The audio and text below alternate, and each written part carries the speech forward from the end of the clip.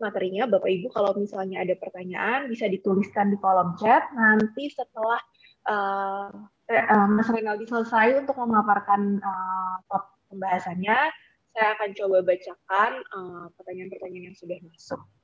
Terima kasih kepada Renaldi, tempat dan waktu dipersilahkan. Bismillahirrahmanirrahim. Assalamualaikum warahmatullahi wabarakatuh. Selamat siang untuk Bapak, Ibu, sahabat UMKM. Ketemu lagi dengan saya, Muhammad Renaldi. Kali ini saya akan menjelaskan tentang pajak pertambahan nilai. Sebelumnya saya doakan semoga Bapak Ibu yang ada di rumah atau di tempat kerja dalam keadaan sehat walafiat di tengah wabah seperti ini. Baik Bapak Ibu, kita langsung mulai untuk terkait pajak pertambahan nilai ini.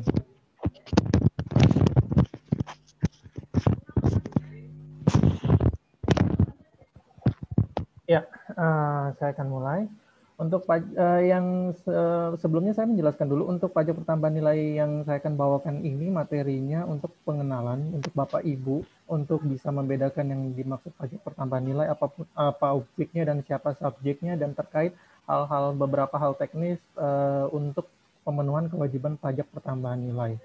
Kita mulai dari pengertian dari pajak pertambahan nilai atau kita sebut PPN. Pajak pertambahan nilai atau PPN adalah pajak yang dikenakan atas penyerahan barang kena pajak berwujud atau jasa atau barang kena pajak tidak berwujud di dalam daerah pabean atau keluar daerah pabean. Jadi Bapak Ibu, sahabat UMKM, kalau di dalam bahasa Undang-Undang Perpajakan Undang-Undang 42 tahun 2019, definisi dari pajak pertambahan nilai itu sebenarnya adalah pajak atas penyerahan dari barang kena pajak baik berwujud atau tidak berwujud atau dalam bentuk jasa dari dalam daerah pabean atau dari luar pabean ke dalam pabean atau keluar pabean juga. Itu penjelasan untuk yang pertama. Kemudian kita masuk ke dalam objeknya untuk mendalami apa aja yang menjadi objek dari pajak pertambahan nilai. Objek pajak pertambahan nilai sendiri itu ada 8 objek pajak pertambahan nilai dikenakan atas 8 hal. Yang pertama adalah penyerahan barang kena pajak atau kita sebut BKP di dalam daerah pabean yang dilakukan oleh pengusaha. Yang kedua impor BKP. Yang ketiga penyerahan jasa kena pajak di dalam daerah pabean yang dilakukan oleh pengusaha.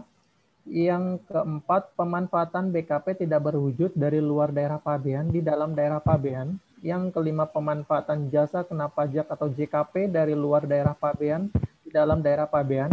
Yang keenam, ekspor BKP berwujud oleh pengusaha kena pajak. Yang ketujuh, ekspor BKP tidak berwujud oleh PKP. Yang kedelapan adalah ekspor JKP oleh PKP. Yang saya mau menjelaskan yang poin pertama di sini dulu, penyerahan barang kena pajak BKP di dalam daerah pabean yang dilakukan oleh pengusaha pabean. Maksudnya bagaimana? Ini penyerahan yang biasa terjadi di dalam negeri untuk Bapak Ibu. Jika Bapak Ibu punya usaha untuk melakukan transaksi dengan ada pembeli, yang ada pembelinya itu wilayahnya di Indonesia, itu yang dimaksud daerah pabean. Nah, ini adalah poin nomor 1. Jadi ini penjualan antar lokal, antar di daerah, antar masih dalam wilayah Republik Indonesia. Kalau untuk impor BKP, ya bisa kita ketahui impor berarti barang itu adalah barang dari luar wilayah Indonesia, masuk ke dalam Indonesia. Yang ketiga ini penyerahan jasa kena pajak di dalam daerah pabean. Ini sama halnya dengan poin nomor 1, hanya ini berbentuknya jasa.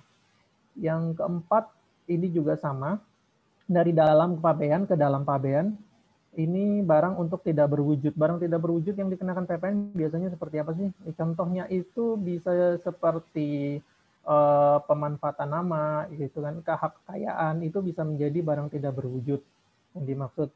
Terus yang kelima di sini ada pemanfaatan jasa kena pajak dari luar daerah pabean di dalam daerah pabean. Artinya kita menggunakan jasa dari luar, pihak luar masuk untuk digunakan di daerah di dalam Indonesia. Nah, kita impor jasa. Terus yang keenam, ini ekspor dari barang kena pajak berwujud oleh pengusaha kena pajak. Ini dari berarti artinya dari dalam kita kirim untuk keluar itu dikenakan PPN. Yang ketujuh ini bentuk BKP-nya tidak berwujud. Yang kedelapan ini berbentuk jasa. Sumbernya berasal dari pasal 4 ayat 2 ayat 1 Undang-Undang PPN. Terus yang dari sekian tadi kita membahas itu 8. Lalu bagaimana kita membedakan yang mana yang bukan objek ya dari pajak pertambahan nilai? Yang perlu kita perhatikan gini, Bapak Ibu, sebenarnya hampir semua pajak objek pajak semua sesuatu itu hampir menjadi objek pajak pertambahan nilai. Namun yang perlu kita di sini perhatikan adalah penyerahan antar penyerahannya. Terus kemudian di sini barang yang menjadi justru kita menghafalnya itu mengingatnya adalah barang sesuatu yang bukan menjadi objeknya karena lebih banyak yang bukan sedikit yang bukan objeknya itu sedikit yang disebutkan di luar daripada bukan berarti itu yang menjadi objek pajak pertambahan nilai. Oke. Yang pertama kita bahas untuk jenis barang apa saja yang tidak dikenakan pajak pertambahan nilai. Yang pertama, barang hasil pertambangan atau hasil pengeboran yang diambil langsung dari sumbernya.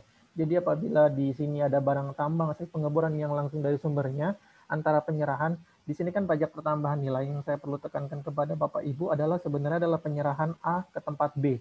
Itu sudah menjadi di situ bahasa undang-undangnya berarti di situ ada pencantuman PPN. Namun di sini dikecualikan jika barang itu adalah hasil pertambangan atau hasil pengeboran yang diambil langsung dari sumbernya, dari sumber dipindahkan ke satu tempat, itu belum dikenakan PPN. Yang kedua, barang kebutuhan pokok yang sangat dibutuhkan oleh rakyat banyak. Bahan-bahan pokok itu tidak bisa dikenakan PPN. Yang ketiga, makanan dan minuman yang disajikan hotel, restoran, rumah makan, warung, dan sejenisnya meliputi makanan dan minuman, baik yang dikonsumsi di tempat maupun tidak termasuk makanan dan minuman yang diserahkan oleh usaha jasa boga atau catering. Dan yang keempat, uang, emas batangan, dan surat-surat berharga. Jadi yang nomor poin ketiga yang ini sering banyak terjadi salah persepsi di masyarakat. Jika kalau masyarakat misalnya saya makan di restoran lalu saya dikenakan PPN, itu salah. Karena PPN tidak pernah mengenakan atas makanan dan minuman, terutama yang disajikan di dalam bentuk hotel dan restoran atau rumah makan yang sejenis-sejenisnya.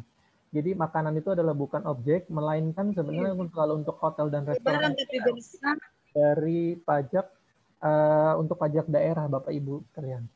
Yang keempat di sini adalah uang, emas, dan surat berharga. Jadi kalau jika ada transaksi uang, misalnya pinjam-minjam, seperti itu tidak menjadi objek PPN. Penyerahan pinjam-minjam uang dari A ke B itu tidak dikenakan PPN. Emas batangan juga tidak, dan surat-surat berharga lainnya tidak dikenakan PPN. Terus yang kemudian yang kita perlu perhatikan adalah di sini jasa. Jadi dalam undang-undang disebutkan adalah jasa yang dikecualikan tidak boleh ditambahkan PPN. Yang pertama adalah jasa pelayanan kesehatan medik, segala sesuatu yang bersifat kesehatan medik.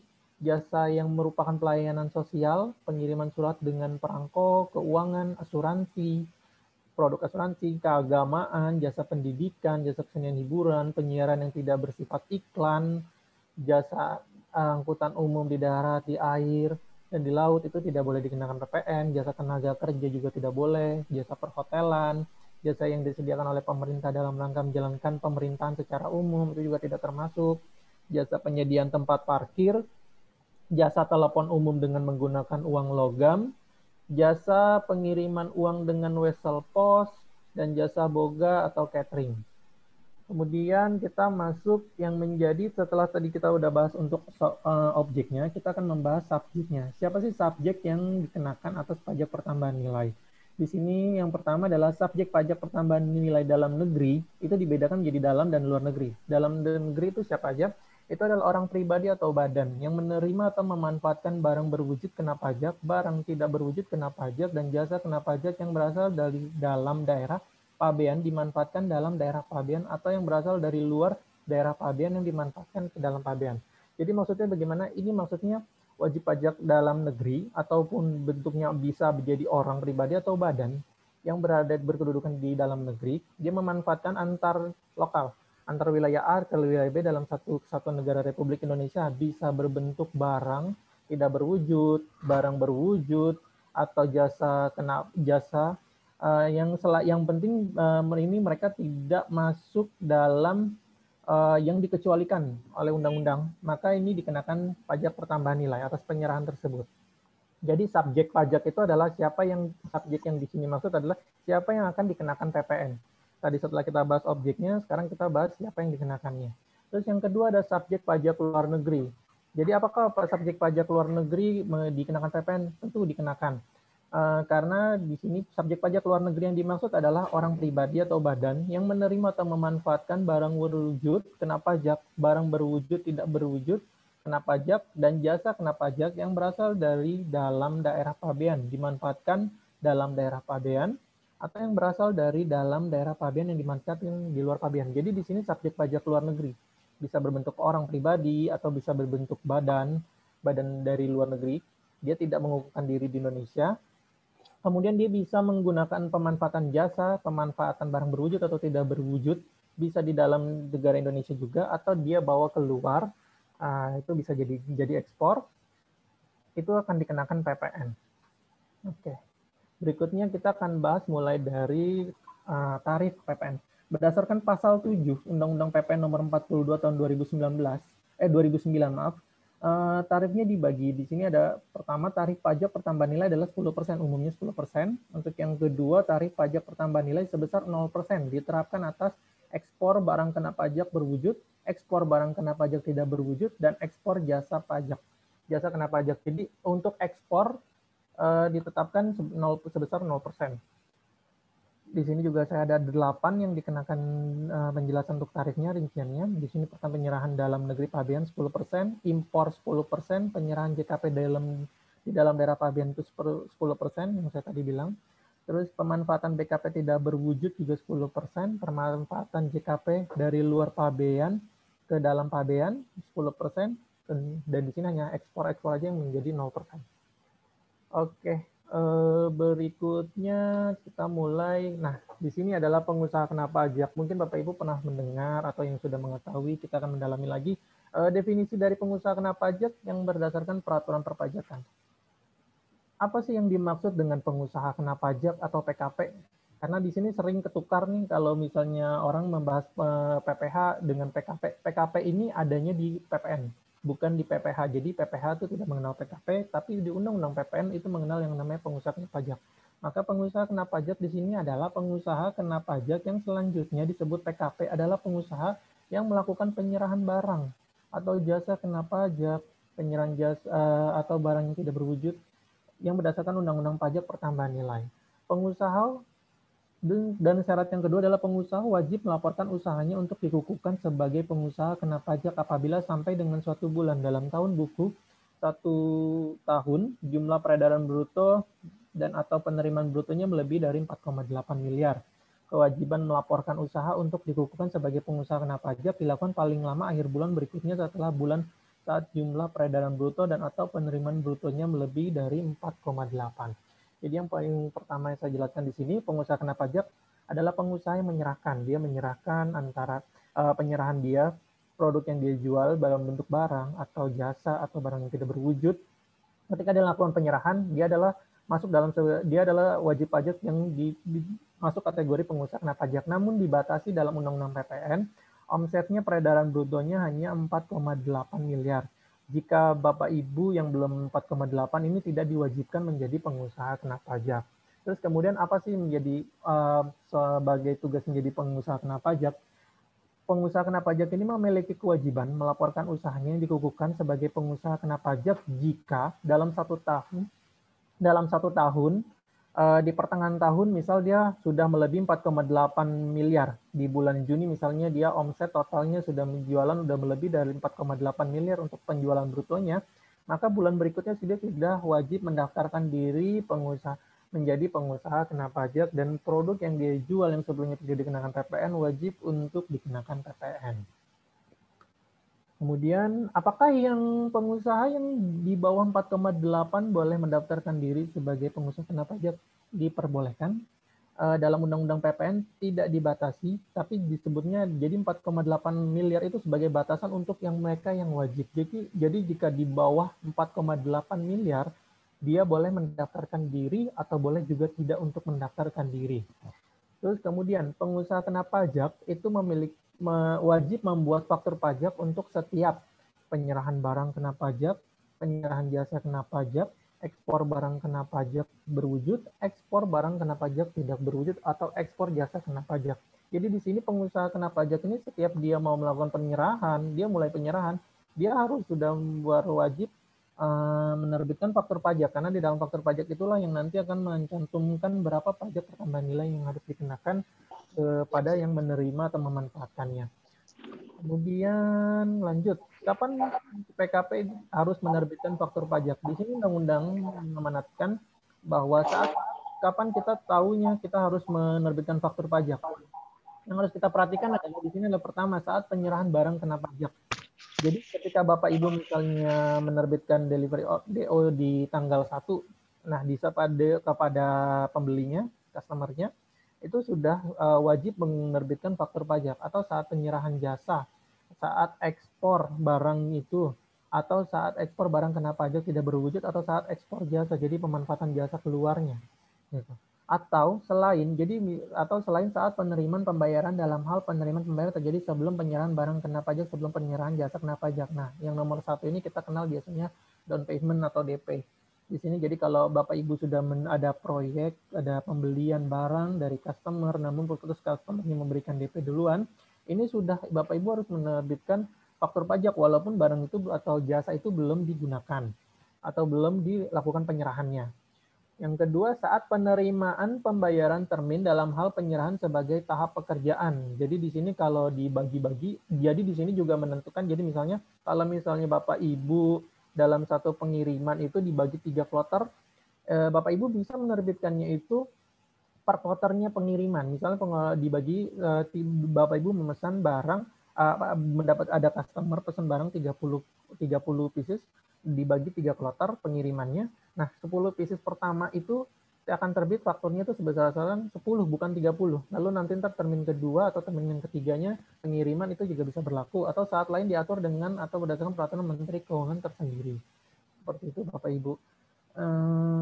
Kemudian hal-hal yang perlu diperhatikan terkait faktur pajak. Sebagai pengusaha kena pajak perlu memperhatikan beberapa hal. Nah, ini sering yang kurang masih banyak wajib-wajib yang kurang memahami. Yang pertama dari sisi PKP sebagai penjual, pengusaha kena pajak itu wajib menerbitkan faktur pajak. Jadi ketika Bapak Ibu sudah mengukuhkan diri pengusaha kena pajak, apapun yang barang terkait yang dia barang dan penyerahan barang atau penyerahan jasa itu Bapak Ibu sudah wajib menggunakan transaksi Bapak Ibu wajib menggunakan menerbitkan faktur pajak. Jadi tidak bisa menerbitkan hanya invoice atau kwitansi yang untuk menagih. Yang kedua, pengusaha kena pajak yang telah menerbitkan faktur pajak tidak sesuai dengan waktu yang ditentukan akan dikenakan sanksi pajak. Nah, ini yang banyak misalnya Bapak Ibu ada penyerahan di hari-hari.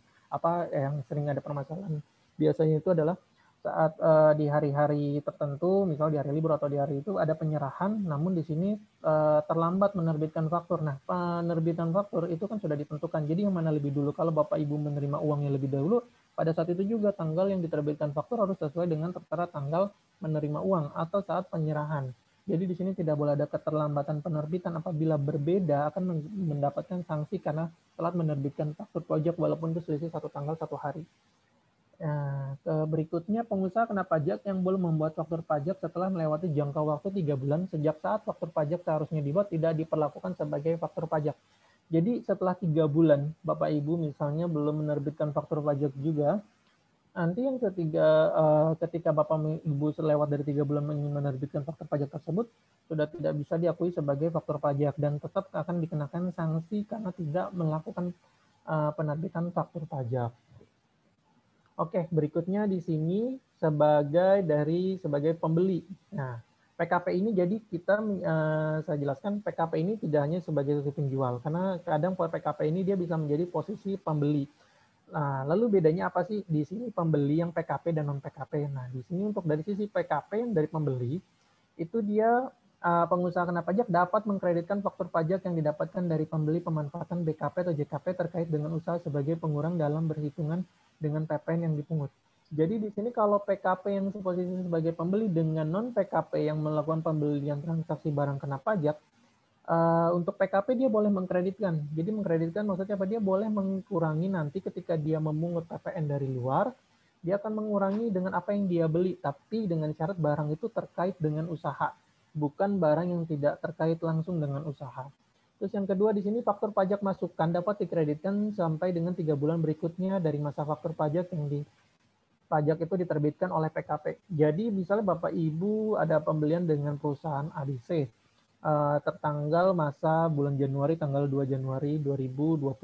Kemudian Bapak Ibu melaporkan PPN Januari, namun di sini Bapak Ibu belum menerima atau belum mengkreditkan, memilih untuk belum mengkreditkan mungkin karena mungkin Anda sudah lebih bayar, itu boleh Bapak Ibu memilih untuk di bulan berikutnya saja mungkin supaya nanti mungkin bulan berikutnya ada transaksi yang cukup besar, jadi itu bisa mengurangi. Nah, di sini dihitung dari kalau PPN masukan pembeliannya itu di bulan Januari, berarti bisa dikreditkan sampai Februari, Maret, dan April. Jadi 3 bulan setelahnya. Oke. Di sini faktur pajak masukan dapat dikreditkan jika terkait dengan pembelian barang atau jasa kena pajak tentu. Terus yang berikutnya, faktur pajak yang dikreditkan harus memenuhi ketentuan yang diatur lain dalam peraturan perpajakan. Jadi faktur pajak-pajak ini tentu punya syarat persyaratan tertentu untuk mengatur untuk melakukan kreditan. Jadi Bapak Ibu tidak bisa langsung mengkreditkan, oh saya membeli lalu mengkreditkan. Nah, contohnya apa sih yang diaturnya? Salah satunya contohnya adalah faktur pajak itu tidak bisa Bapak Ibu hanya menerima mengkreditkan saat cuma hanya berdasarkan faktur pajaknya aja. Tapi di situ Bapak Ibu harus mendapatkan kelengkapan dari penjualnya berupa invoice, kwitansi, keterangan. Karena kenapa kita perlu lengkap? Pertama, itu faktur pajak itu sebenarnya adalah bentuk dari aturan perpajakan yang berdasarkan invoice yang diterbitkan secara komersial oleh si penjual. Jadi apa yang di dalam isi invoice, nah ini sering terjadi permasalahan, banyak banget pengusaha kena pajak yang invoice dengan faktur pajak itu berbeda, padahal ini nggak boleh.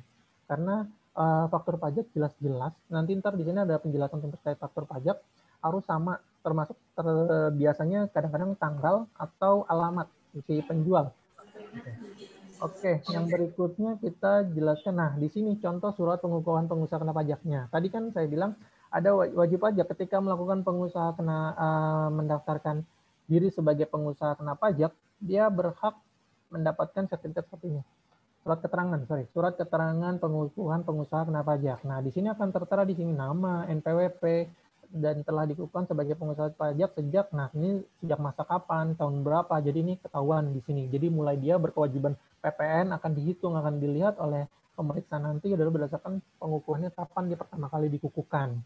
Nah, yang Bapak Ibu perlu dipahami juga ada permasalahan di lapangan, di masyarakat, bahwa kalau masyarakat memiliki NPWP, dia sudah menjadi pengusaha kena pajak. Oh, belum. Karena pengusaha kena pajak itu berbeda dengan yang namanya NPWP. Namun, salah satu syarat dari pengusaha kena pajak itu adalah NPWP. Karena NPWP adalah gerbang pertama, Bapak Ibu. Jadi ketika Bapak Ibu menjadi wajib pajak itu pertama kali Bapak Ibu mendaftarkan diri dan mendapatkan nomor pokok wajib pajak. Kemudian barulah di tahap berikutnya jika Bapak Ibu memenuhi unsur tadi, melakukan misalnya Bapak Ibu adalah seorang penjual yang omsetnya di atas 4,8 atau tidak 4,8 cuma mau menerbitkan PPN atas penjualannya dia, Bapak Ibu bisa mengukuhkan diri menjadi pengusaha kena pajak, dan di sini ada surat keterangan yang akan dikeluarkan kantor pajak di mana Bapak Ibu terdaftar NPWP dan melaporkan pengukuhannya di mana. Oke, berikutnya di sini yang dimaksud dengan faktur pajak. Nah, tadi saya sudah menyinggung yang namanya faktur pajak ya Bapak Ibu. Faktur pajak itu dalam peraturan perpajakan itu dijelaskan bahwa itu adalah merupakan bukti pungutan pajak yang dibuat oleh pengusaha kena pajak yang melakukan penyerahan barang kena pajak atau penyerahan jasa kena pajak. Faktur pajak dapat berbentuk elektronik dan kertas. Nah, ini untuk terkait hal ini semenjak di tahun 2013 ya, semenjak kita itu sudah dulu pada zaman sebelum di 2013 kalau nggak salah itu faktur itu berbentuk hard dicetak, dan karena sekarang udah ada e-faktur, sekarang sudah berbentuk elektronik dan itu sudah diakui.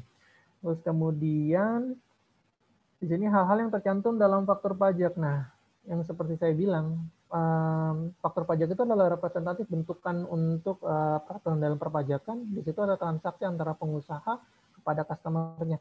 Dan faktur pajak itu diatur sendiri bentukannya itu seperti apa. Yang pertama harus memenuhi nama, alamat, nomor pokok wajib pajak yang menyerahkan barang kena pajak atau jasa kena pajak. Jadi yang menyerahkan atau penjualnya di sini NPWP, nama, alamat, dan nomor NPWP-nya harus ada. Yang kedua nama, alamat, NPWP si pembeli. Yang ketiga jenis barang atau jasa, jumlah harga atau jumlah uang pengganti, potongan harga termasuk, pajak pertambahan nilai yang dipungut, berapa PPN yang dipungut, pajak penjualan atas barang mewah yang dipungut, kode nomor seri tanggal pembuatan faktur pajak, dan nama dan tanda tangan yang berhak menandatangani faktur pajak. Jadi yang pertama satu ini jelas. Siapa faktur pajak itu harus tercantum siapa sih yang menjualnya. Nah, alamatnya di mana, nomor pokok wajib pajaknya di mana. Dan alamat yang tertera, Bapak Ibu harus perhatikan di sini harus sama dengan nomor pokok wajib pajak dia masih mendaftar. Jika Bapak Ibu misal sudah pindah tempat, alamatnya masih nggak bisa disesuai dengan tempat yang baru. Yang jika Bapak Ibu mau sesuai dengan tempat yang baru, Bapak Ibu harus merubah dulu NPWP dan merubah PKP-nya, jadi akan disesuaikan. Nah, di sini nama alamat untuk si pembeli jika kita punya customer. Alamatnya apa? Alamatnya yang pertama adalah NPWP. Kalau dia punya NPWP, sesuai dengan PWP. Jadi ketika dia tidak memiliki NPWP, paling kita bisa mengisi di sini 0, tapi alamatnya patut untuk diisi. Tidak boleh dikosongkan. Karena jika tidak di sini, nanti akan selanjutnya saya akan menjelaskan hal-hal yang apa aja sih, kenapa nggak bisa mencantumkan faktur pajak, apa yang akan didapati faktur sebagai PKP yang tidak lengkap mencantumkan. Terus yang berikutnya di sini ada jenis barang atau jasa. Nah, di sini banyak sering saya temukan di lapangan itu, banyak Bapak Ibu menuliskan, biasanya kita kalau invoice itu menerbitkan berdasarkan kode seri untuk barang-barang produk-produk yang kita jual. Nah, kalau kita tulis di invoice ada kode seri tersebut, kita juga harus sama tulisnya juga di faktur pajak. Jadi jangan berbeda. Itu yang harus perlu dipahami. Jadi di sini Undang-Undang PPN yang saya perlu digarisbawahi itu memperhatikan sekali Bapak Ibu unsur formalnya. Unsur formal itu apa? Unsur dokumennya di sini. Karena nanti adalah pembandingan saat kita mengklaim-klaim seperti ini adalah dokumen itu, kebenaran dokumen itu termasuk unsur hal-hal formalnya seperti ini. Itu penulisannya tidak boleh ada yang salah. Harus sama persis, kalau ditulisnya kode barangnya, tulis kode barangnya. Terus di sini jumlah harga jualnya. Nah, pertama jumlah harga jual tidak boleh berbeda. Dan potongan harganya juga dicantumkan. Karena faktur pajak itu harus memuat potongan harga, karena kan di invoice kan biasa itu hal lumrah menerbitkan potongan diskon segala macam. Ada pajak pertambahan nilainya berapa yang dipungut, pajak penjualan atas barang mewahnya jika ada, kode nomor seri tanggal pembuatan faktur pajak. Nah, ini berasal semenjak tahun 2012-2013, saya lupa itu lebih tepatnya. Ini nomor seri itu dulu itu kita buat sendiri, lalu kemudian diseragamkan oleh pemerintah. Jadi kita kalau mau minta nomor seri faktur pajak itu meminta dulu ke kantor pajak. Nah, kalau sekarang untuk udah semenjak ada zaman e-faktur, kita cukup meminta nanti ntar ada di namanya web Innova. Terus yang berikutnya di sini ada nama dan tanda tangan. Nah, nama dan tanda tangan yang berhak menandatangani faktur pajak. Jadi siapa yang berhak menandatangani faktur pajak? Apakah manajer atau staff? Yang berhak adalah orang pertama, kita masukin spesimen. Kalau dulu ada yang namanya istilah spesimen penanda tangan. Jadi harus dimasukin dulu, Bapak Ibu mendaftarkan diri siapa. Misalnya yang paling umumnya adalah harusnya sih yang adalah pengurus dari perusahaan tersebut, karena dia yang mempunyai legalitas berhak untuk di dalam perusahaan itu ditimbang untuk karyawannya. Jadi dia mendaftarkan, misalnya dipilihlah direktur aktifnya, maka direktur aktifnya masukkan tanda tangan. Nah, nanti itu database tanda tangannya itu didaftarkan di kantor pajak. Nah, dialah yang berhak dan tidak boleh ada yang lain. Seperti itu. Kalau untuk e-faktur sekarang sih udah nggak perlu tanda tangan ya, karena sudah diganti dari sistem barcode dan sudah diakui. Namun kalau untuk yang masih karena kan ada beberapa PKP yang tidak diwajibkan menggunakan e-faktur. Nah, oke. Berikutnya di sini nomor seri faktur pajak atau nomor seri NSFP. Nah, kita singkat di sini adalah NSFP. Nomor seri faktur pajak adalah nomor seri yang diberikan oleh Direktorat Jenderal Pajak kepada pengusaha kena pajak dengan mekanisme tertentu untuk penomoran faktur pajak yang berupa kumpulan angka, huruf, atau kombinasi angka, huruf yang ditentukan oleh Direktorat Jenderal Pajak. PKP dapat melakukan permintaan nomor seri faktur pajak melalui layanan perpajakan secara elektronik. Nah, ini yang di tahun-tahun belakang, 5 tahun belakangan ini, semenjak ada e-faktur, PKP sekarang ini sudah ada kemudahan ya, kita bisa minta nomor seri faktur pajak, nggak perlu langsung mengantri ke kantor pajak. Kalau sekarang kita udah bisa ada layanan elektroniknya. Nah, nomor seri faktur pajak ini diseragamkan pemerintah supaya pemerintah mengontrol berapa transaksi yang ada di dalam negeri, di wilayah Indonesia gitu loh. Jadi Bapak Ibu tidak bisa memasukkan nomor seri tertentu, dikecualikan Bapak Ibu pengusaha yang saya bilang tidak wajib membuat faktur pajak yang ditentukan, namun dia harus mencantumkan seperti apa dan nomor serinya dia boleh menggunakan. Itu namanya kita sebut 10 bukan 10, jadi 12 atau 14 dokumen yang dipersetarakan dengan faktur pajak. Contohnya apa? Contohnya adalah PIB. Kalau PIB ini kita nggak minta, saya mau impor, saya mau ekspor, minta nomor ke kantor pajak. Itu nggak pakai nomor ini, nomornya lain, nomornya berbeda. Jadi makanya itu adalah yang dimaksud. Kemudian di sini, nah oke, kita bahas contohnya nomor seri faktur pajak. Nah, nomor seri faktur pajak ini terdiri dari dua angka. Pertama adalah kode transaksi, yang di sini adalah kode status. Nah, kode status, yang di sini adalah kode cabang. Di sini adalah yang diterbitkan biasanya, yang diterbitkan dari pemerintah itu dari nomor sekian sampai sekian. Oke, kita bahas yang pertama. Nah, di sini jenis susunannya. Wah, jadi nomor seri faktur pajak itu namanya itu adalah bentuk administratif dari pemerintah. Di sini jadi kalau kita lihat nomor seri faktur pajak itu bukan sembarang angka, cuman hanya angka.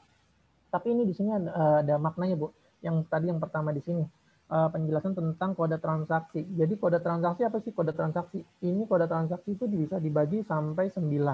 Jadi Bapak Ibu jika dilihat, kode transaksi adalah permintaan nomor seri faktur pajak berupa susunan angka yang memiliki arti. Yang pertama adalah kode transaksi, yaitu 2 digit pertama pada nomor seri faktur pajak yang terdiri dari 01 sampai dengan 09. Masing-masing digit angka tersebut memiliki arti. Memiliki artinya apa? Jadi kalau di sini yang pertama, kode 01, itu adalah penyerahan barang kena pajak, jasa kena pajak yang PPN-nya terutang atau dipungut oleh penjual. Nah, di sini kepada pembelinya itu kita harus di sini adalah lihat di sisi pembeli. Siapa yang membeli barang kita atau jasa kita, di situ adalah orang biasa, Bu. Bapak Ibu wajib pajak biasa. Nah, yang kedua ini 02 ini untuk pemerintah, begini kepada pemungut bendahara pemerintah. Jadi kalau Bapak Ibu ada transaksi dengan lembaga pemerintah, maka kodenya adalah 02. 03 di sini untuk WAPU, wajib pungut. Yang nomor 4 ini untuk yang menggunakan DPP nilai lain. DPP nilai lain itu jadi ada transaksi tertentu yang di perhitungan penggunaan DPP-nya. Jadi biasanya kalau DPP itu adalah sama dengan nilai terhutang yang diinvoice-kan, yang ditagih oleh si penjual. Tapi dalam peraturan perpajakan nomor 251 tahun 2002 ini ada DPP, penggunaan DPP nilai lain tertentu, ada pengecualian. Jadi dia ada besarnya misalnya 10% untuk jasa pengiriman atau ekspedisi, itu 10% dikenakan dari nilai tagihan. Misal tagihannya 1 juta untuk pengiriman tersebut. Nah, yang dikenakan DPP dasar pengenaan pajaknya adalah 10%-nya. Nah, kemudian baru dikalikan 10% atas PPN-nya. Jadi, nah yang sering dipermasalahkan orang adalah PPN-nya 0,1% untuk jasa ekspedisi. Salah, bukan 1% untuk tarifnya. Tarifnya tetap 10%. Hanya DPP-nya adalah diambil hanya 10% gitu. Yang di sini 5 tidak digunakan. Yang ke-6 penyerahan lain PPN yang dipungut oleh PKP penjual yang melakukan penyerahan BKP JKP dan penyerahan kepada orang pribadi pemegang paspor luar negeri. Nah, di sini 0,6. Jadi untuk 0,6 luar negeri, jadi kalau dia mau keluar dia kita dengan dia meminta faktur ini, Bapak Ibu misalnya bisa menerbitkan ini. Tentu di sini diatur juga siapa yang bisa untuk menerbitkan 0,06 ini barang. Jadi biar dia tuh tidak dikenakan tax free biasanya. Nah, kalau untuk yang 07 ini penyerahan pendapat fasilitas PPN tidak dipungut atau ditanggung pemerintah. Yang dimaksud adalah bea masuk, bea tambahan, bea PPN dalam pelaksanaan proyek pemerintah yang dibiayai mendapat pinjaman dari luar negeri. Maaf.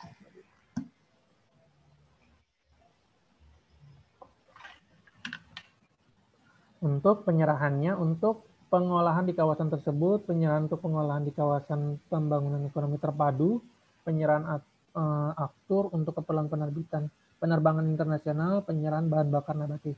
Yang perlu Bapak Ibu perhatikan, untuk kode 0708, ini nggak bisa sembarangan PKP itu bisa menggunakan. Saya bilang beberapa ini termasuk 02, 03 juga pun itu nggak bisa digunakan, 04 juga pun termasuk sama. Jadi untuk yang umumnya semua rata-rata bisa menggunakan 01. Tapi untuk kode-kode tersendiri ini biasanya harus ada pemenuhan administrasi tertentu untuk jadi biar tidak sembarangan orang itu menggunakan. Karena ini terkait nilai besaran PPN yang akan dipungut. Nah, di sini yang nomor 8 penyerahan BKP JKP yang mendapat fasilitas yang dibebaskan dari pengenaan PPN. Yang ke-9 penyerahan aktiva pasal 16 yang PPN-nya dipungut oleh PKP penjual. Oke. Berikutnya di sini kode status. Nah, di poin yang di sini kita balik lagi ke sini. Kode status ini apa sih? 0 dan 7. Nah, ini dibagi dua nih Pak, Bapak Ibu. Kalian Nol itu untuk statusnya normal. Jadi kalau Bapak Ibu yang pertama misalnya kan nol penjualannya untuk atau membeli barang yang PKP-nya PKP biasa 01. Terus angka yang ketiganya adalah 010. Oke, berarti itu fakturnya adalah faktur normal, artinya belum ada perubahan. Dan 011 berarti adanya dilakukan penggantian. Jadi misalnya mungkin ada kesalahan yang bisa digantikan itu biasanya yang dikecualikan ya, hanya nama, alamat, nama, NPWP, dan alamat itu yang biasanya data si pembeli itu udah nggak bisa diubah gitu. Jadi dan sisanya misalnya ada kesalahan typo pengiriman kode nama barang atau nilai yang dicantumkan. Nah, ini bisa menerbitkan faktur pengganti dengan kodenya 011 supaya membedakan mana sih yang 0 dan yang sudah diganti. Jadi si pembelinya pun tahu gitu kalau dia 11, oh berarti dia pernah berarti dia sudah membuat pengganti, yang saya terima adalah pengganti.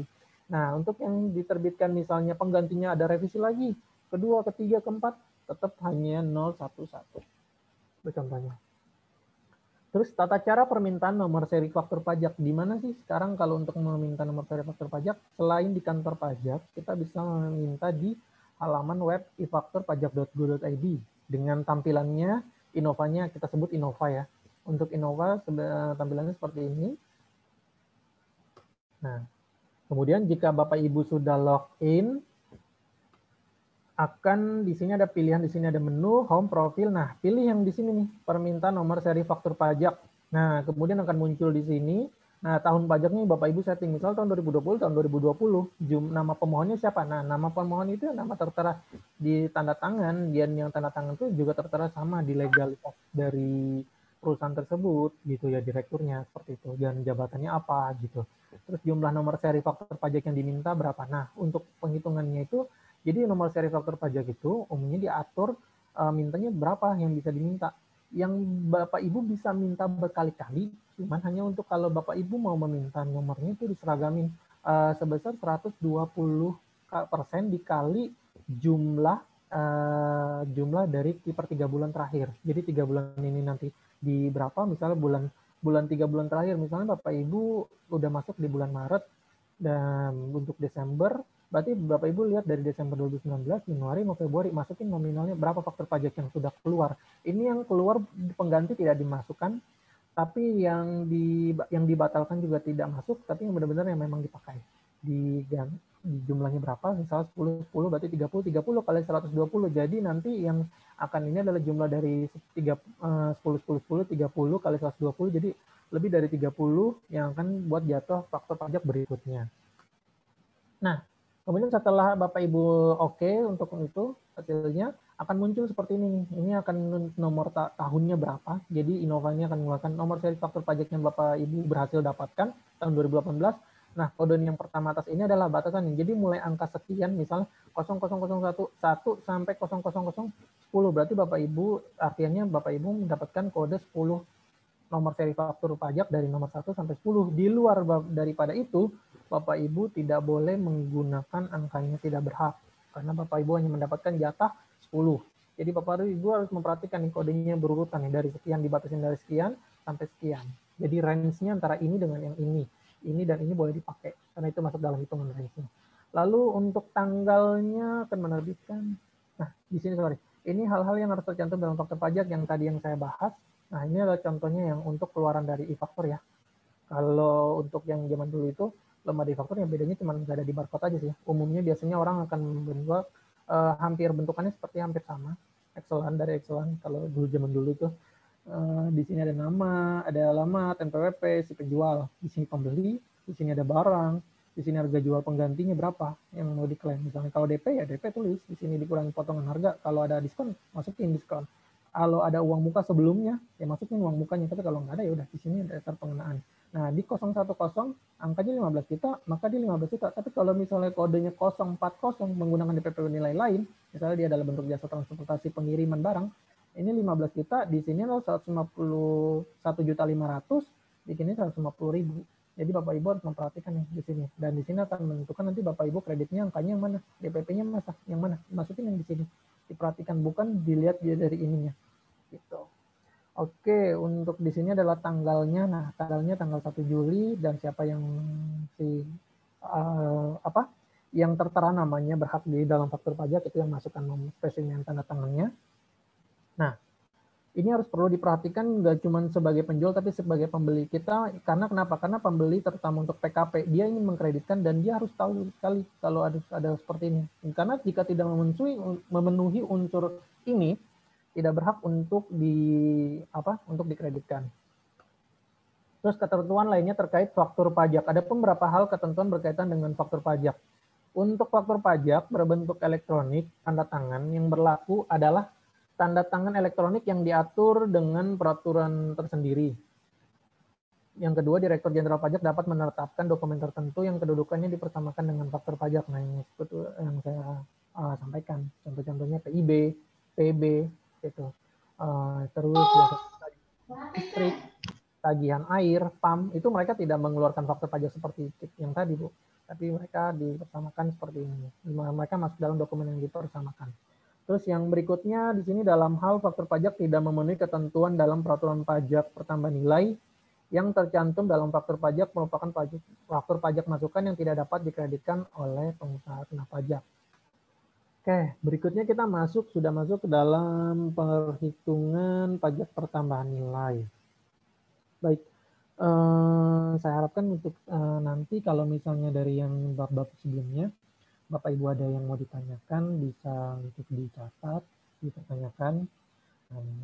Nanti saya akan terus melanjutkan sampai nanti kita sudah selesai materi ini, baru akan menjawab satu persatu apa yang Bapak Ibu tanyakan, dan bisa Bapak Ibu tanyakan seputar PPN yang di luar dari kita bahas.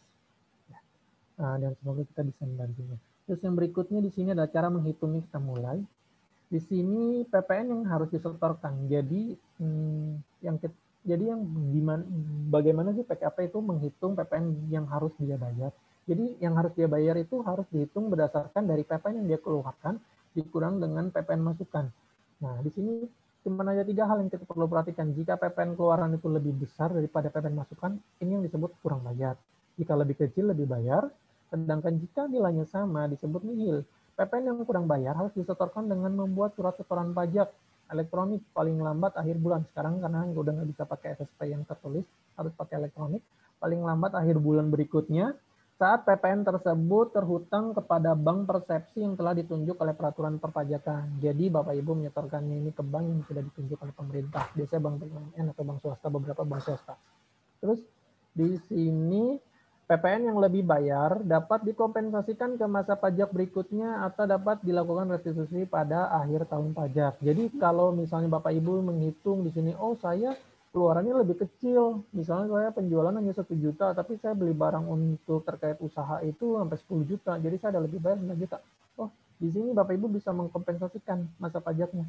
Bapak Ibu bisa kompensasikan ke bulan berikutnya atau beberapa bulan ke depan, itu bisa pilih, tapi untuk ke depan ya, bukan untuk mundur ke belakang. Dan nanti mekanismenya perhitungan lebih detail lagi, sebenarnya di sini ada peraturan tersendiri.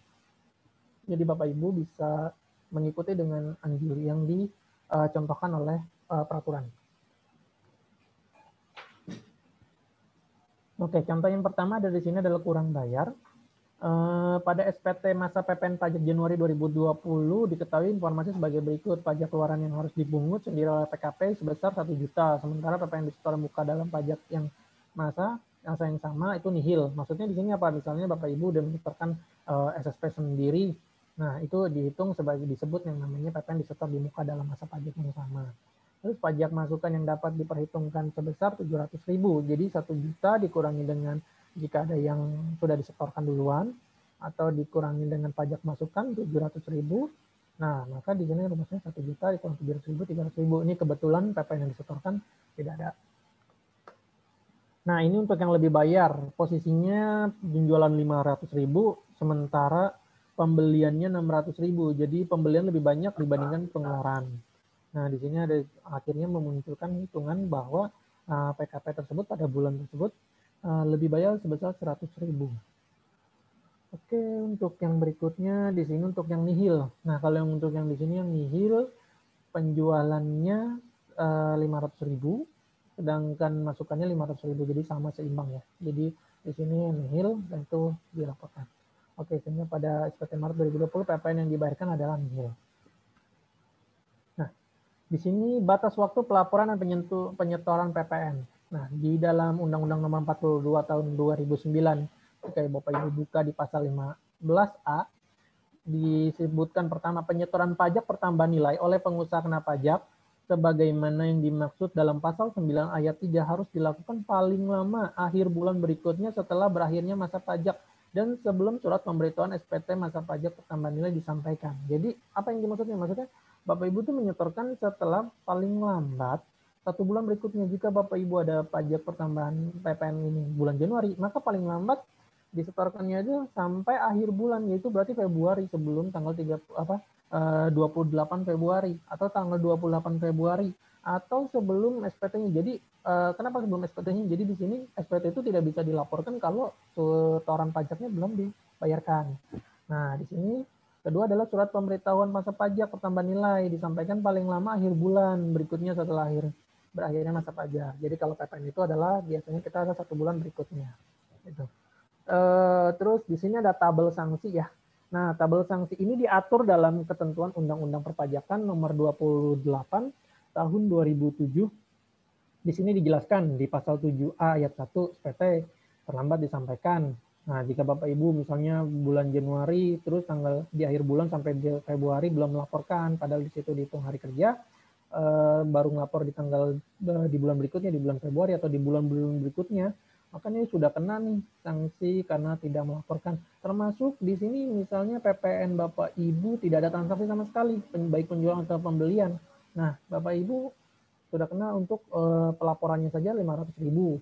Terus yang di sini pasal 9 ayat 2A menjelaskan tentang SSP yang terlambat disetorkan 2% per bulan. Nilai yang diambil dari pajak yang harus disetorkan. Jadi dihitung dulu pajak masukannya berapa, keluarannya berapa, yang harus disetorkan berapa. Nah, akan dikenakan sanksi sama kantor pajak itu 2% dikalikan PPN yang kurang disetorkan itu dikali per bulan. Berapa misalnya Bapak Ibu Januari terhutangnya kan sampai Februari.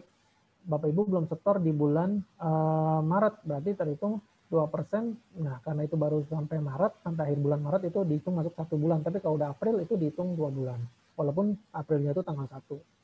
Terus yang ketiga di sini akibat pembetulan. Nah, jika Bapak Ibu misalnya sudah menghitung yang SPT normalnya, sudah melaporkan, kemudian saya kayaknya ada penjualan yang belum masuk nih. Nah, untuk penjualan yang belum masuk harus karena penjualan misalnya kalau masukan itu kan kalau belum masuk atau misalnya Bapak Ibu belum mendapatkan fakturnya dari penjual, Bapak Ibu tidak bisa mengkreditkan di bulan itu. Bapak Ibu masih bisa 3 bulan berikutnya. Tapi kalau di sini kalau untuk penjualan kan kita harus sesuai ya, di mana kita tanggal penyerahannya, maksudnya kalau bulan penyerahannya pada saat itu kita belum bikin manufaktur, kita buat fakturnya. Terus kita akhirnya bikin SPT pembetulan. Nah, pembetulannya jika menimbulkan kurang bayar atau di sini ada perbaikan misalnya, faktur pajak masukan ini saya salah, seharusnya tidak dikreditkan. Nah, akhirnya berkurang. PPN keluarannya misalnya penjualannya tidak ada berubah, tapi PPN pembeliannya ada penyesuaian. Nah, faktor nilai PPN-nya di sini kalau mengakibatkan perhitungannya kurang bayar dari yang sebelumnya, maka dikenakan 2%. Misalnya kalau yang sebelumnya bayar 100, sekarang jadi 120, yang dikenakan adalah 2% kali 20-nya selisihnya. Yang karena 120 ke 100 berarti ada kenaikan 20. Nah, 20 dikali 2% dikali per bulan sampai utang pajak itu dilunasin kapan gitu. Nah, kalau di sini 8 ayat 3. 8 ayat 3 ini untuk WP yang sudah PKP yang sudah dilakukan terbit pemeriksaan tapi belum ada penyidikan, belum ada permintaan, jadi baru mungkin mengeluarkan SP surat perintah pemeriksaan. Nah, tapi langsung iya saya ada yang ini yang belum. Nah, mau mengungkapkan sendiri. Nah, ini dikenakan 150% dari jumlah pajak yang kurang dibayarkan. Jadi dihitung tuh kurang bayarnya berapa. Saya masih ada kekurangan, ada selisih sebesar 100 ya, maka 100 dikalikan 150%, ini dendanya 150%. Itu. Untuk denda SPT-nya enggak, karena kan mungkin kalau misalnya denda SPT yang normalnya di lapornya tepat waktu enggak perlu, yang dikenakan hanya pengungkapan nilainya aja gitu. Oke. Ini hanya dikenakan 150%, tidak dihitung per bulan. Nah, lalu yang kelima dan keenam di sini, nah ini yang saya bilang, pengusaha kena pajak kalau sudah dikukuhkan jadi PKP wajib pajak, dia harus menerbitkan betul-betul faktur pajak dia. Jadi tidak bisa semena-mena misal penjualan di Januari, bikin faktur pajaknya di bulan Februari. Itu nggak boleh jika tahu. Jika diteliti ada kelalaian seperti itu dikenakan 2% dari DPP. Terus yang telah dikukuhkan sebagai pengusaha tidak mengisi faktur pajak secara lengkap. Nah, ini kantor pajak bisa mengenakan 2% dari DPP. Misalnya apa? Misalnya yaitu, misalnya yang tidak lengkap, misalnya Bapak Ibu tidak mendetail tulis untuk si pembeli. Nah, banyak banget itu yang terjadi. Kalau data pembeli misalnya tidak memiliki NPWP, bukan berarti dia namanya, nama panggilan atau namanya harus sesuai gitu berdasarkan KTP, minimal kan ada KTP-nya, terus kita ngikutin. Jadi kita sudah, karena unsur dari faktur pajak itu adalah kelengkapan dan kebenaran. Jadi kalau kita tidak sesuai, maka PKP dinilai tidak menerbitkan dengan betul atau ada kesalahan sekian 2%. Dan atau PKP melaporkan faktur pajak tidak sesuai dengan masa penerbitan faktur pajak. Jadi misalnya tidak sesuai di sini 2%. Oke, berikutnya di sini ada pembuatan e-billing. Nah, dulu kan kita SSP-nya itu bentuknya tertulis, kalau sekarang sudah bentuknya elektronik. Nah, untuk jadi ini untuk kode billing nanti akan kode billingnya berapa sih kalau untuk melakukan pembayaran. Jadi kalau kita belum bayar ke bank, kita buat dulu SSP-nya, SSP bentuk elektronik, melakukan registrasi akun e-billing dulu, SSP pajak, membuat kode e-billing, mencetak kodenya, terus baru membayarkan pajaknya. Nah, ini ada step-stepnya. Login dulu di sse2.pajak.go.id atau DJP online pajak.go.id juga bisa, itu sama aja ngedirectnya ke sini.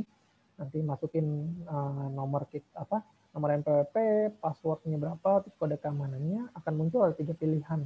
Nah, ini tampilan yang lama sih. Kalau untuk yang ini, tampilan yang lama e-billing, ada e-form, ada e-filing.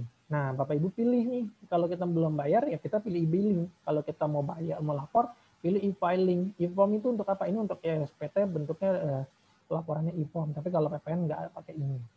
Oke, terus nah di sini setelah pilih nanti akan muncul di sini ada isi SSE. Nah, mohon maaf Bapak Ibu, mungkin Bapak Ibu agak bingung karena di sini kok ada perbedaan. Ya betul, memang ini saya menggunakan masih yang model versi yang lama, tapi intinya itu sebenarnya nggak terlalu berubah untuk yang versi web yang terbaru. Sama aja tetap diminta kita klik e-billing, nanti di sini sisi. Nah di sini ada tampilannya seperti ini, kan sama dengan yang sekarang.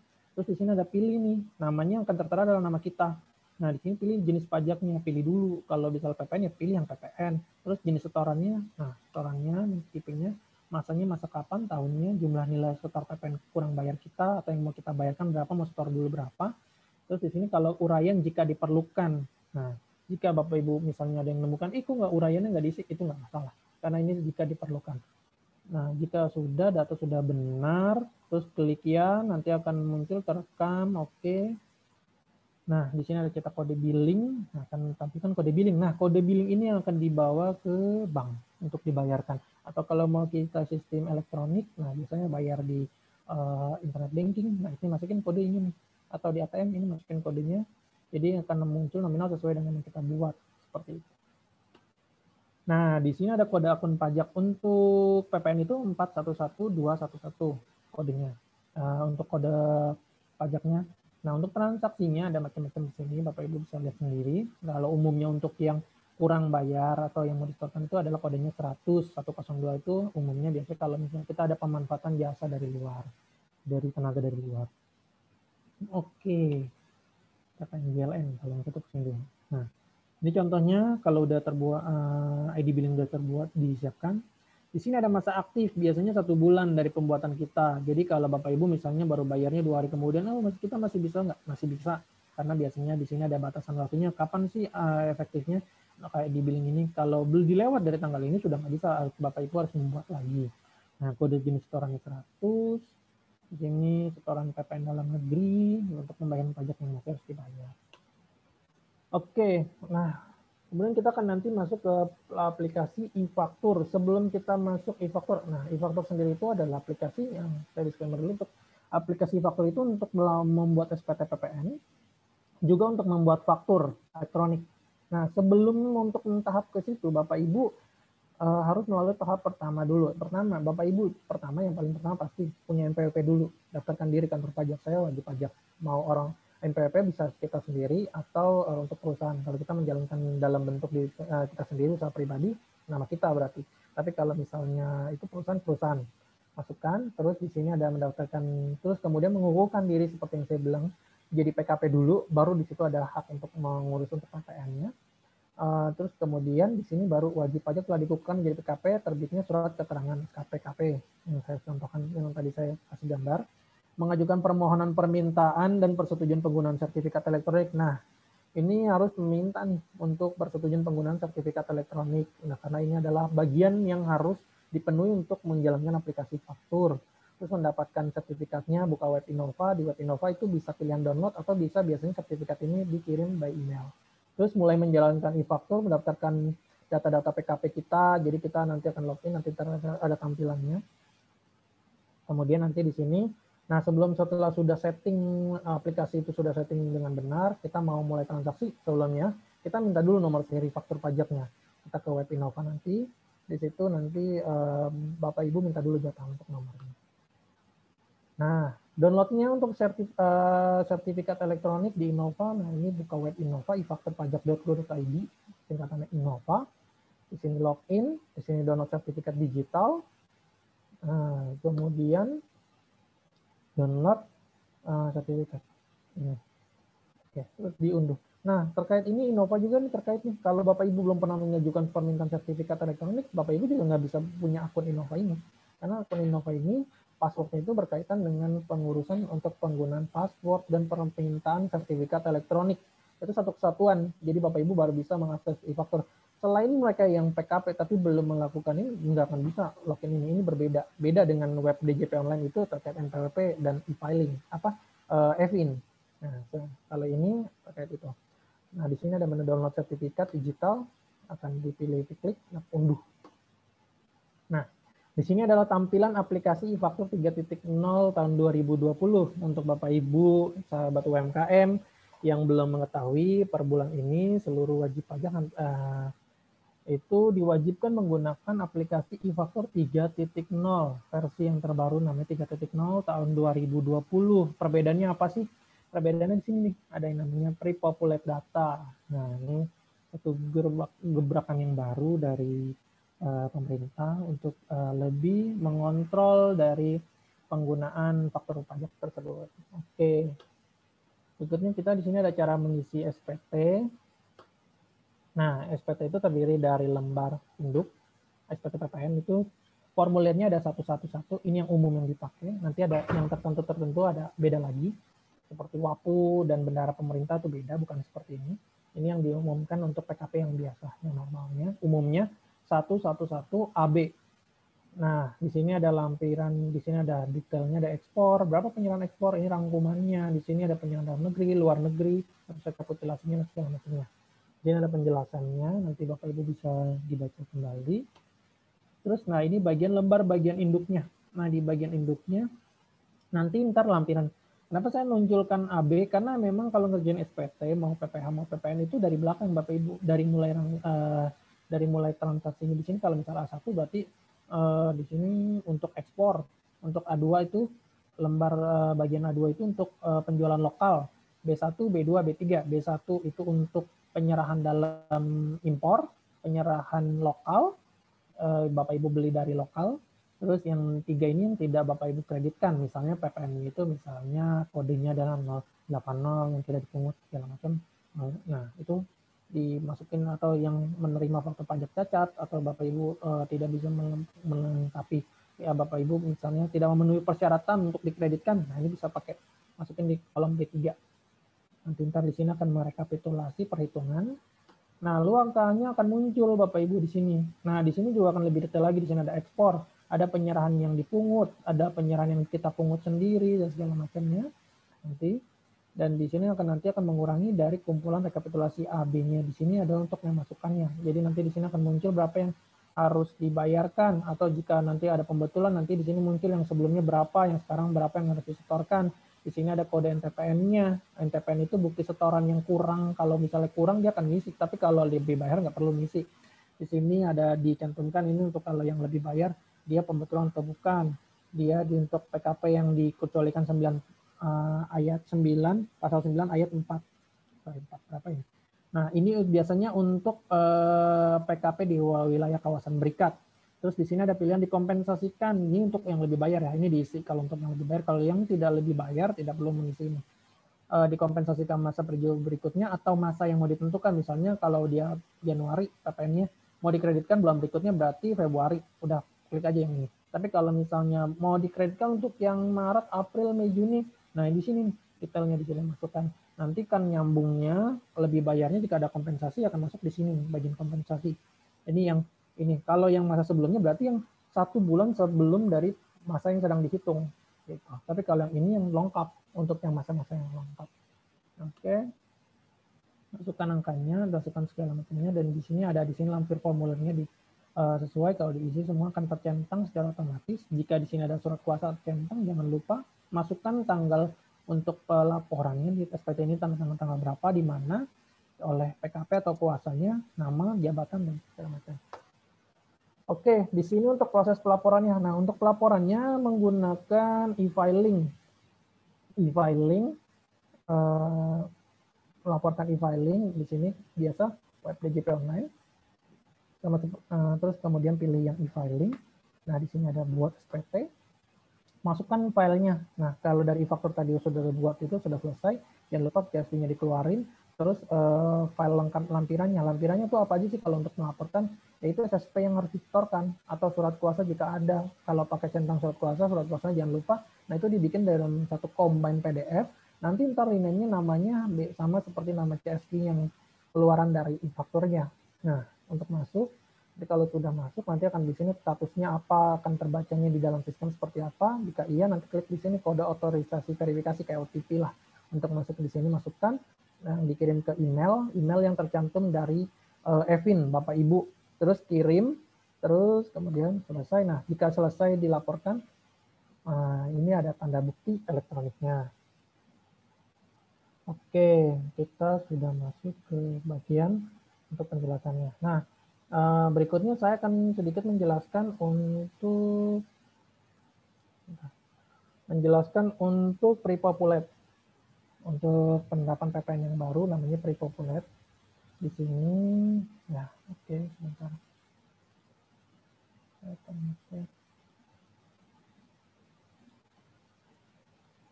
Nah, terkait pre-populate. Nah, kalau ditanyakan kok nggak praktek langsung daminya, nah mohon maaf Bapak Ibu, terkait untuk PPN ini kan ada sertifikat elektronik, ada data rahasiaan untuk wajib pajak, jadi saya tidak bisa menggunakan, jadi saya cuma untuk keterbatasan tersebut saya menggunakan dari yang pemerintah punya. Ini tampilan penjelasan terkait pre-populate yang kita mulai gunakan sekarang, tapi untuk wajib pajak tertentu sudah mulai dari bulan sebelumnya. Nah, di sini untuk yang PIB. Jadi apa sih pre-populate? Pre-populate itu sebenarnya gini Bapak Ibu, rangkumannya kalau ya biar mudahnya adalah, jadi Bapak Ibu dulu kalau masukin faktur pajak masukan atau PIB di e-faktur itu kan manual atau langsung transfer dari misalnya, manual. Masukinnya manual, diketik atau di scan barcode seperti itu. Nah, di situ kan makan waktu ya, dan itu ada rentan kesalahan. Maka sekarang tuh pre-populate, jadi sistemnya based on narik data, di mana jika penjual sudah mengeluarkan faktur atau bea cukai sudah menerbitkan PIB, nanti di sini akan masuk ke sistem server DJP. Bapak Ibu sebagai PKP pembelinya akan muncul faktur Bapak Ibu selama transaksi. Misalnya nanti di bulan tertentu, misalnya bulan Januari, nanti akan transaksi berkaitan di bulan dengan Januari yang belum dikreditkan. Gitu. Nah, di sini contoh login-nya gimana? Webnya tentunya pasti e-fakturnya di-upgrade dulu.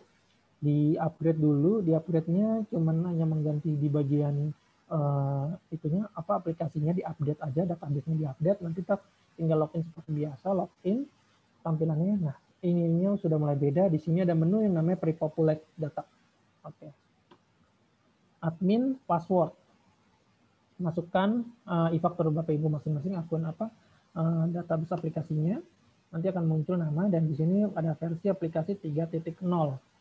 Oke. Nah, di sini ada pre-populate faktur pajak masukan, dokumen impor, PT refund. Nah, hal yang menarik adalah pre-populate ini hanya mengcover untuk faktur pajak yang diterbitkan dengan e-faktur atau dengan PIB. Jadi jika Bapak Ibu ada transaksi terkait usaha, kan kita ada butuh listrik, untuk ada air, tentunya usaha. Nah, itu kan tidak menerbitkan faktur pajak tuh untuk lawan transaksi kita yang menagihkan itu. Nah, untuk terutama PLN atau PAM.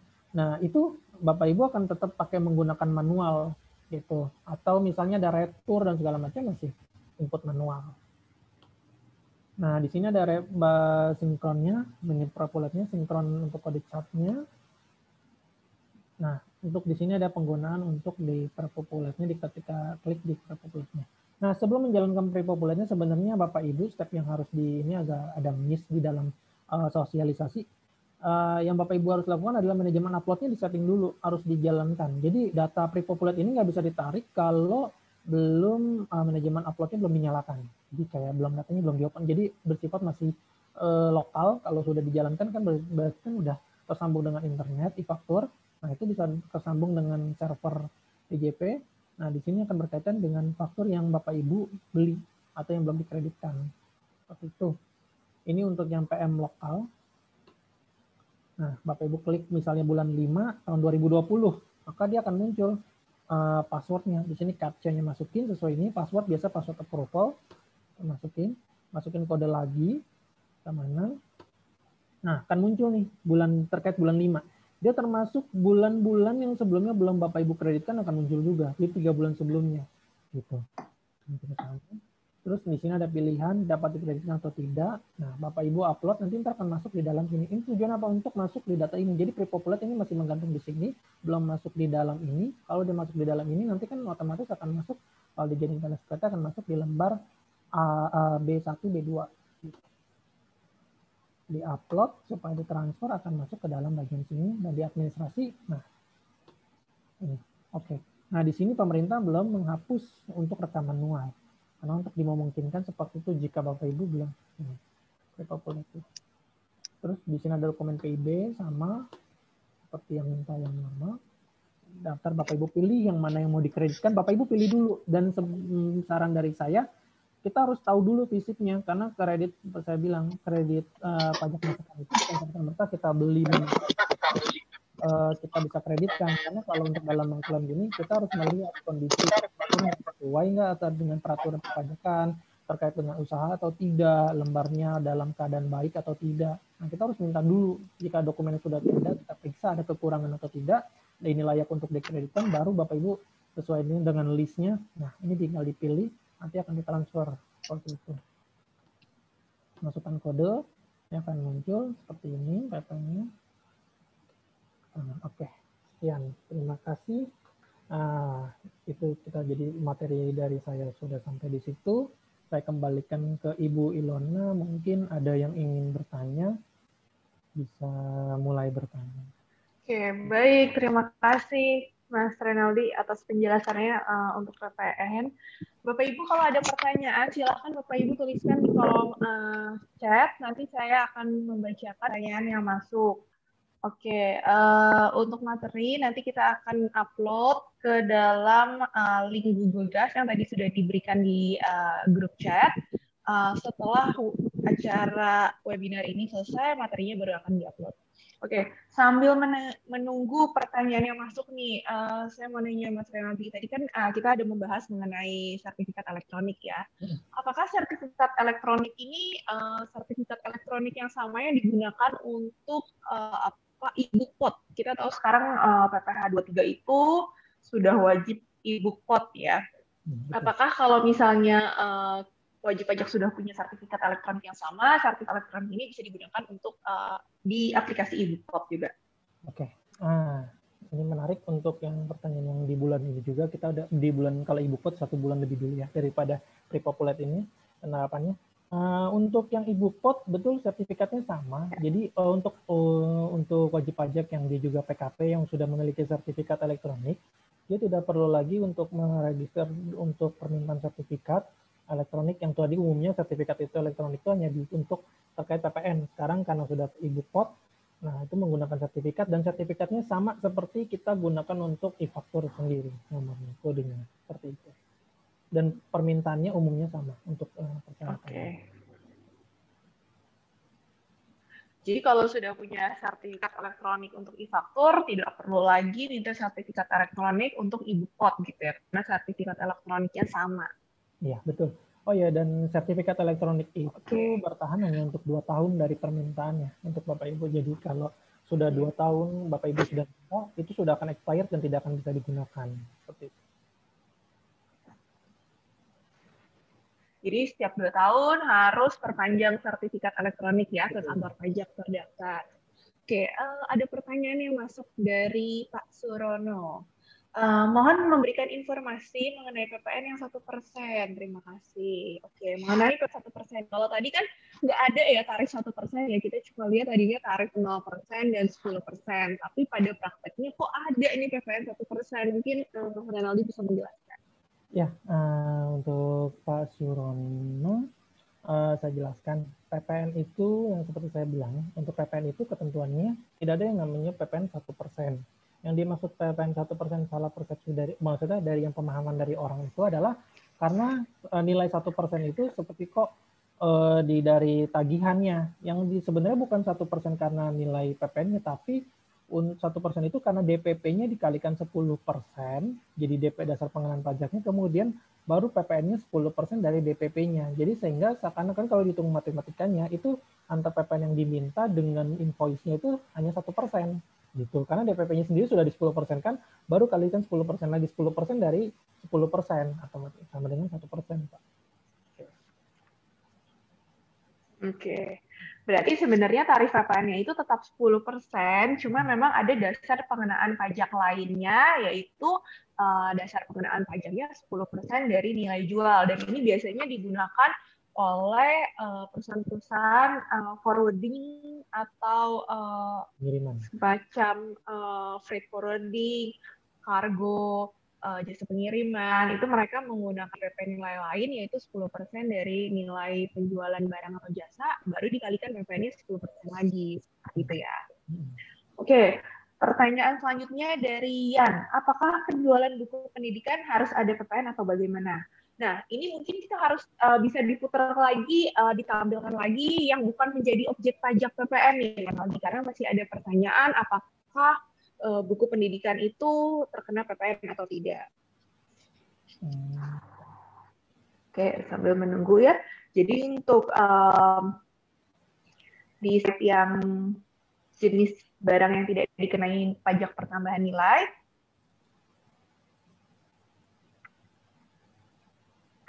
oke, sambil menunggu.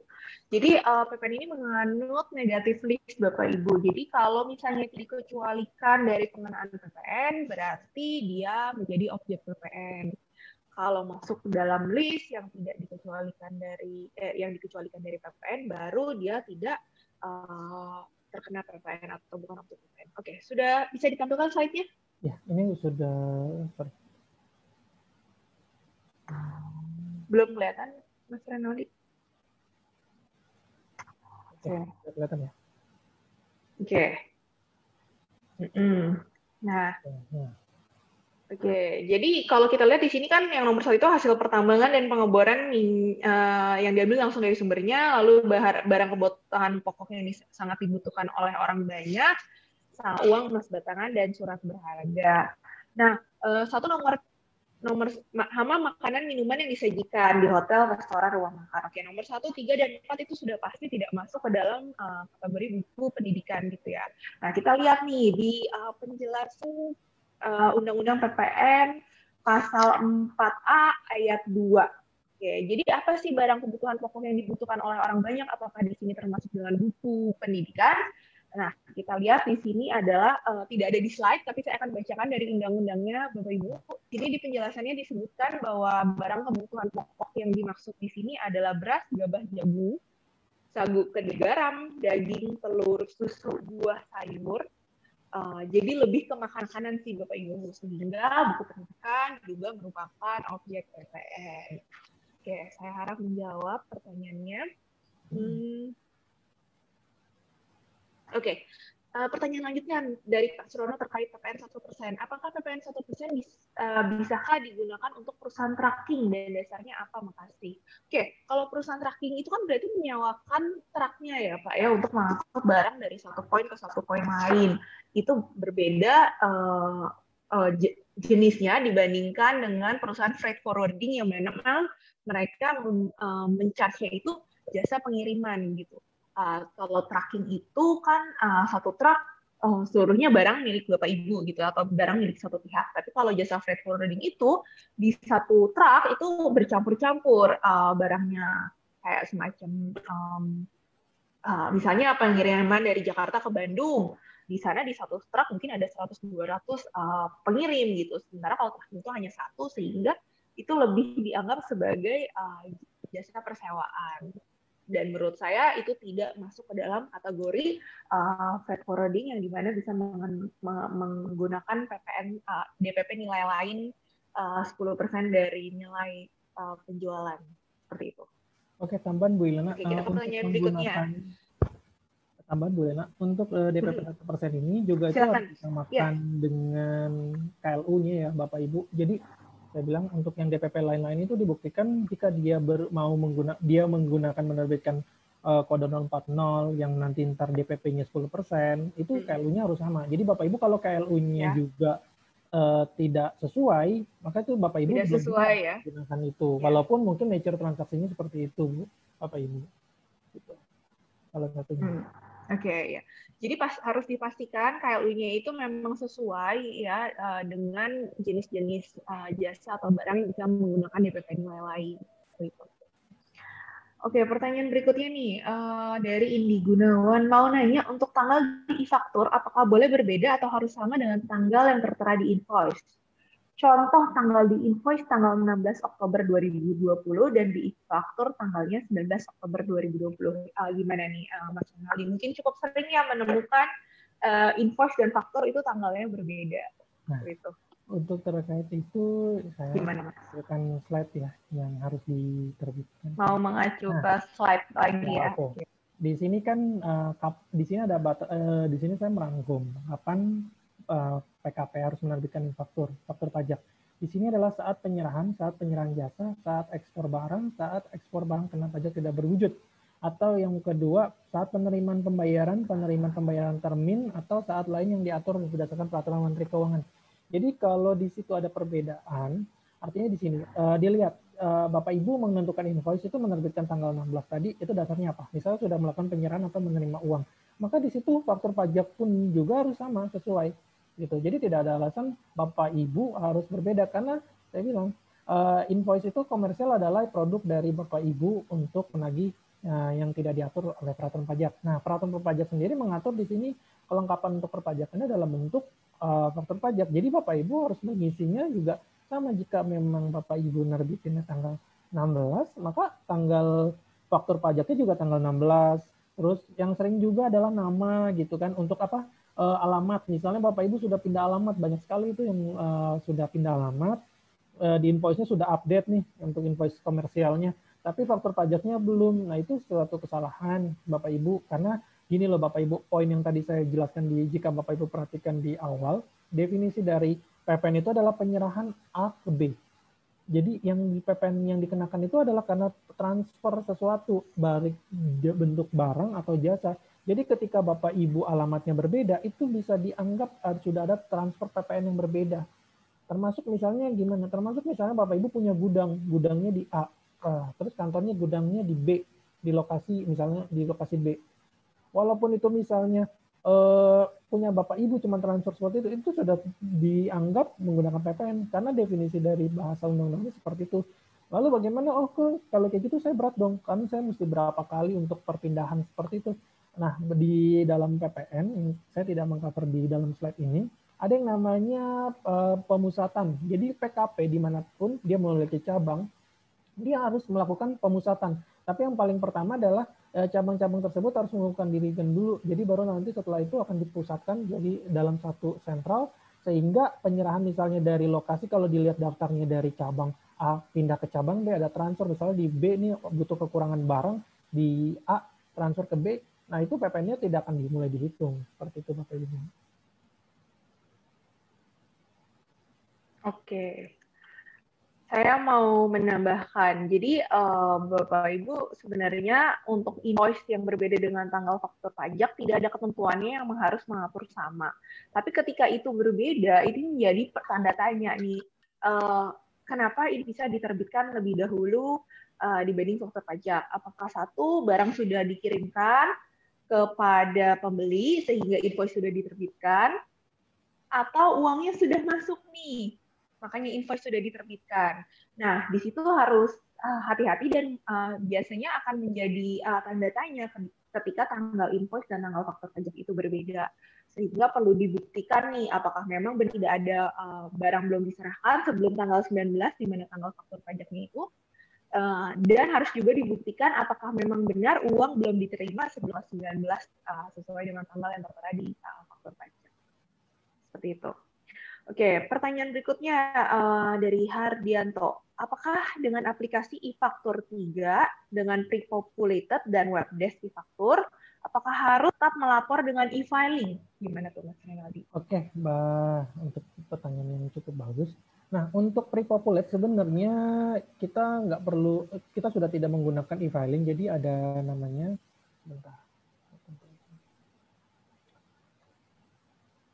sebentar ya, saya akan tunjukkan untuk ini.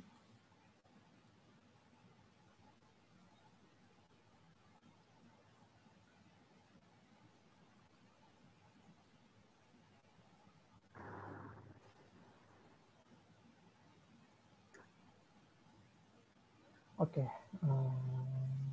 Oke, sambil menunggu.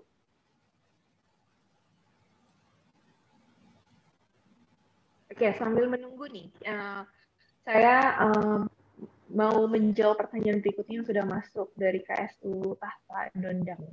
Apakah koperasi wajib mengajukan SPPKP? Iya, Bapak Ibu, kalau sudah memenuhi unsur wajib PKP di mana bahan barang atau jasa itu dalam setahun sudah mencapai 4,8 miliar, maka koperasi pun wajib dikukuhkan sebagai PKP. Seperti itu. Gimana Mas Renaldi? Mungkin dijelaskan aja kalau slide-nya ada. Oke, slide-nya ada. Oke, Bapak Ibu kalau untuk yang pre-populate ini sendiri, itu menggunakan webnya berbeda, bukan menggunakan DJP Online lagi, tapi menggunakan yang namanya web strip.efaktur.pajak.go.id. Nah, itu adalah web untuk mengakomodir pelaporan menggunakan e-faktur yang sudah pre-populate. Jadi Bapak Ibu jika mau sudah pre-populate di ini, tapi kalau Bapak Ibu wajib pajak yang atau PKP yang belum masuk kategori yang diwajibkan untuk pre-populate tersebut, tidak perlu menggunakan ini, tapi menggunakan DJP Online. Nah, di sini nanti ntar akan ada tampilannya, umumnya tampilannya sama, cuman ini lebih spesifik, jadi artinya hanya untuk memasukkan data yang SPT pembuatan pelaporan SPT-nya. Nah, untuk pelaporan SPT-nya tersendiri ini hanya mencangkup untuk PPN, dan di situ nanti akan ada tampilan-tampilan yang terkait Bapak Ibu untuk melaporannya. Di situ masa berapa yang untuk dilaporkan, dan transaksinya untuk nominalnya. So, tampilannya sebenarnya umumnya sama seperti e-faktur, namun versi web, dan ini sudah sebelum Bapak Ibu untuk melaporkan laporannya. Seperti itu sih. Hampir kalau bedanya kan kalau DJP online itu kan kita sudah langsung transfer CSV-nya. Nah, kalau e-faktur ini dia akan tersinkron dengan akun Bapak Ibu karena kan kalau Bapak Ibu sudah start upload untuk SPT-nya nanti akan terkonek dengan webnya. Nanti di situ akan ada masuk data Bapak Ibu, tinggal pilih masa bulan berapa yang pre-populate-nya itu melalui itu nanti akan tampil, dan itu akan itu tinggal mengikuti step berikutnya. Kurang lebih gambarannya seperti itu sih yang saya lihat. Oke, baik, terima kasih. Sambil menunggu pertanyaan yang masuk lagi, mungkin kita tunggu sekitar 3 menit lagi nih. Kalau Bapak Ibu, kalau misalnya masih ada pertanyaan yang ingin ditanyakan terkait PPN, silahkan menuliskan di kolom chat. Saya dan Renaldi akan berusaha untuk menjawab pertanyaan dari Bapak Ibu. Kalau misalnya kita tunggu 3 menit lagi, kalau tidak ada kita mungkin akhiri sesi sore hari ini. Sambil menunggu pertanyaan yang masuk, mungkin saya akan menjelaskan bahwa Bapak Ibu untuk kelas-kelas pajak dan pembiayaan itu kita sudah melakukan kelas tiap minggunya. dari bulan Maret, dan semua kelas-kelas yang sudah kita lakukan sudah diupload di channel YouTube Smesco Indonesia. Jadi Bapak Ibu di sana kalau misalnya ingin mengetahui tentang aspek-aspek perpajakan atau laporan keuangan atau permodalan, silakan mengunjungi channel YouTube Smesco Indonesia. Di sana Ibu bisa menyaksikan rekaman dari webinar atau kelas online yang sudah kita adakan selama ini. Ya betul, channel YouTube. Channel YouTube-nya itu Smesco Indonesia. Mungkin dari tim Smesco bisa menuliskan link YouTube-nya. Dan bukan hanya kelas pajak dan pembiayaan seperti yang tadi saya sampaikan di awal, bahwa di Smesco hampir setiap hari kita ada mengadakan kelas online. Selain dari pajak pembiayaan, ada dari bidang fashion, kuliner, kria, online marketing, business development, legal dan perizinan. Semua kelas yang sudah kita lakukan itu bisa Bapak Ibu temukan di channel YouTube-nya Smesco, di mana Bapak Ibu bisa mendapatkan kesempatan untuk menonton kelas-kelas yang sudah berlalu sesuai dengan tema-tema yang mungkin relevan untuk Bapak Ibu. Oke. Channel YouTube-nya Smesco Indonesia. Untuk kelas-kelas yang akan datang, Bapak Ibu bisa follow Instagram Smesco @smesco_indonesia. Di sana kita akan reguler posting mengenai kelas-kelas yang akan datang. Sehingga apabila Bapak Ibu berminat untuk mengikuti kelas-kelas berikutnya, silakan follow, dan di setiap postingan Instagram nanti akan diberikan linknya untuk pendaftaran. Baik. Oke, kelihatannya tidak ada lagi pertanyaan yang masuk. Mungkin kita sudahi sesi sore hari ini. Saya Ilona, atas nama Smesco mengucapkan terima kasih banyak kepada Mas Muhammad Renaldi yang sudah bersedia memberikan penjelasan mengenai PPN dan berbagi ilmu mengenai PPN di sore hari ini. Terima kasih juga kepada Bapak Ibu yang sudah berpartisipasi di acara online Smesco sore hari ini. Mudah-mudahan kita bisa bertemu di lain kesempatan. Tidak lupa untuk tim Smesco, terima kasih atas dukungannya. Selamat sore, selamat berakhir pekan. Terima kasih. Terima kasih Bapak Ibu semua.